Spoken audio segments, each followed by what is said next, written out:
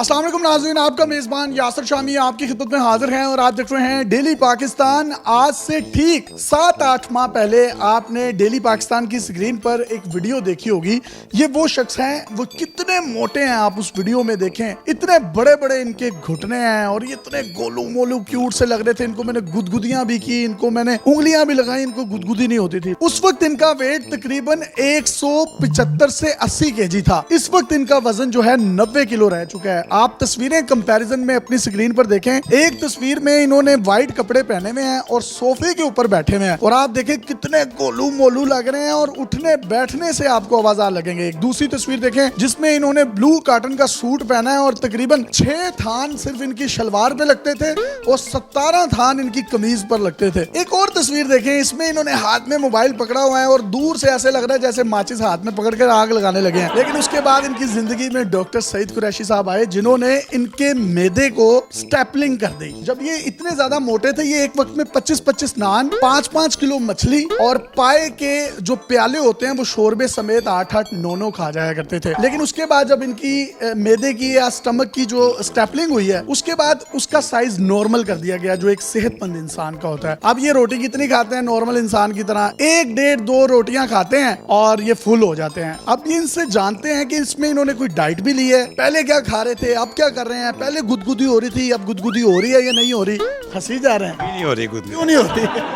अभी आपको गुदगुदी करेंगे। मुझे बताएं अंकल, आप तो बहुत ज्यादा मोटे थे, गोलू मोलू बबलू, अब भी क्यूट लग रहे हैं, अब तो धर्मिंदर लग रहे हैं। ये सही साहब की मेहरबानी है जिन्होंने हमें ज़िंदगी में दोबारा चांस दिया ज़िंदगी का, तो हम चलने फिरने के काम। कितना वेट था तब आपका? 175 किलो केजी था। अब तकरीबन कितना हो गया? 90 केजी। ये 7 से 8 माह में हुआ, कोई वर्जिश वगैरह भी की है? कोई वर्जिश नहीं की। खाने पीने में कोई कमी पेशी की? खाने में तकरीबन आधी रोटी, आधी से आधी रोटी। पहले कितना खाना खा रहे थे आप? पहले तकरीबन 20-25 नान, रोटियां 10, मच्छी पाए जो भी आता था खा जाते। 7-8 माह में इतने श्रिंक कैसे हुए? वॉक भी नहीं की, जिम भी नहीं किया? ये सही साहब की मेहरबानी, उन्होंने एक हमारा मैदे का ऑपरेट किया है, उसकी वजह से फिर ये आस्ता आस्ता कम। एक मिथ है जी, मैदा छोटा कर दिया जाता है, हालांकि उसका साइज ओवर साइज हो जाता है। मेरा ख्याल है उसको नॉर्मल साइज पर लेकर आया जाता है। इससे पहले क्या होता था, वो मैदे के इर्द गिर्द एक रिबन लगा देते थे या उसको बांध देते थे, लेकिन वो इतना कारगर नहीं था। अब उसकी जदीद टेक्नोलॉजी और टेक्निक आ गई है, कैमरा और छोटे छोटे से कट लगते हैं और 1.5 घंटे का प्रोसीजर है। इस प्रोसीजर में कोई इतनी लंबी चौड़ी पेन नहीं है, 1 दिन की पेन है जिसके बाद आप बिल्कुल ठीक हो जाते हैं। अब आपकी रूटीन कैसी है और पहले रूटीन कैसी थी? खाते पीते एक रोटी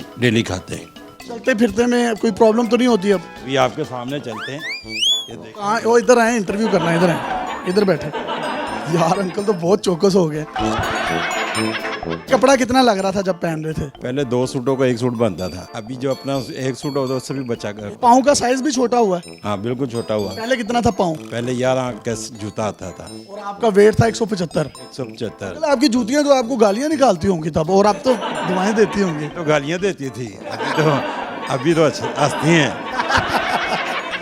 अंकल से हमने तंज़ो मज़ाक से भरपूर गुफ्तगू की है और जो डॉक्टर सईद कुरैशी साहब हैं, इनका मैं आपको तारुफ करवा दूं, जिन्होंने इनका ये स्टमक का स्टेपलिंग किया। ये सिंगापुर, इंडिया और इंग्लैंड से क्वालिफाइड हैं।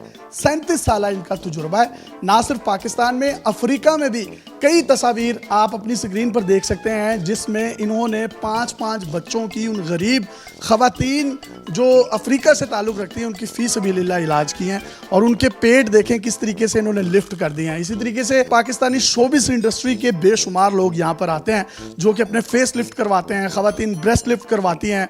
अगर किसी की मतलब थाइज या बाजू जो हैं वो उम्र के साथ साथ ढलक जाते हैं, लटक जाते हैं, उन पे झुर्रियाँ पड़ जाती हैं, तो ये ट्रीटमेंट के ज़रिए से वो तमाम झुर्रियों को एक 18-19 साल की जवान स्किन की तरह बना देते हैं। इंटरनेशनल स्टैंडर्ड्स के मुताबिक जो पूरी दुनिया में इलाज चल रहे हैं, ये उन तमाम इंस्ट्रक्शंस को फॉलो करते हैं। आप इनको विजिट कर सकते हैं गुलबर्ग में, इनके नंबर्स आप अपनी स्क्रीन पर देख सकते हैं। इसके साथ साथ डॉक्टर साहब और क्या क्या करते हैं ये डॉक्टर साहब से जानते हैं। डॉक्टर साहब, इतना जबरदस्त आपने इनका इलाज किया, सारी दुनिया देख रही है, तकरीबन कितने पेशेंट्स को आप जो है ट्रीटमेंट दे चुके हैं? हज़ारों के हिसाब से। तो कैसा फीडबैक है?